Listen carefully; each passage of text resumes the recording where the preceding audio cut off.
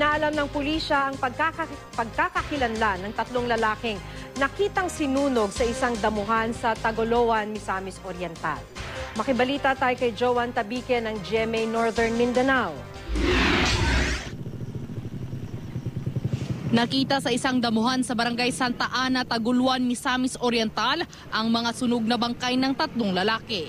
Gitan ng ilang liog, silang 3 ka biktima na sila'y tie wrap sa ilang liog. And then ang ilang baba na ay nabaatan, no? Sa inisyal na investigasyon ng Scene of the Crime Operatives o SOCO, walang nakitang external injuries o sugat sa mga sunog na katawan.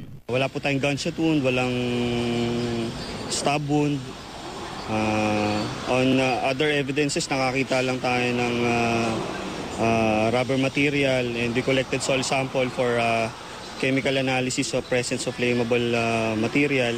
May nakita namang silver na singsing sa kaliwang hinlalaki ng isa sa mga biktima. Ang unang biktima ay may taas na 5 feet 7 inches. Ang ikalawa ay 5 feet 3 inches. Habang ang ikatlo naman ay nasa 5 feet 5 inches. Walang nakitang identification card sa lugar kung saan sinunog ang mga biktima, kaya hirap ang mga otoridad na makilala sila.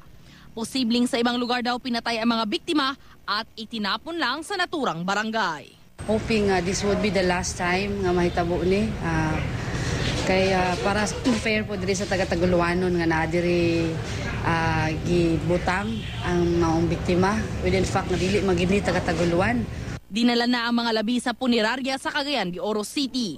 Nananawagan ang pulisya sa mga pamilyang may nawawalang kaanak na puntahan ang punerarya sa Barangay Bulwa para matignan ang mga bangkay. Umaasa ang pulisya na mabibigyang linaw ang kaso sa lalong madaling panahon. Joan Tabique, Nagbabalita, Pilipinas.